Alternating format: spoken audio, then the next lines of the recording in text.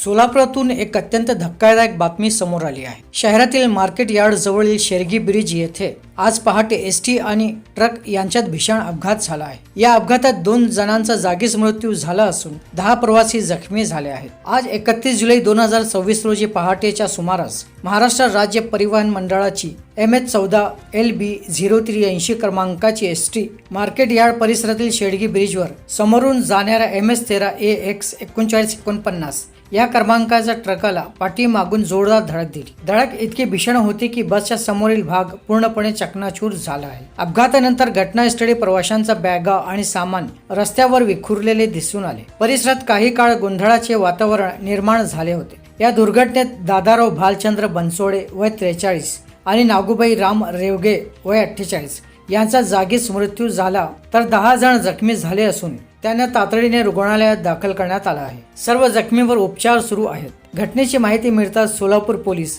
आपत्कालीन यंत्रणा आणि फॉरेन्सिक पथक घटनास्थळी दाखल झाले। अपघाताचे नेमके कारण काय याचा तपास पोलीस करत आहे। या भीषण अपघातामुळे परिसरात काही काळ वाहतूक विस्कळीत झाली होती। मृतांच्या कुटुंबियावर दुःखाचा डोंगर कोसळला असून जखमींवर उपचार सुरू आहे।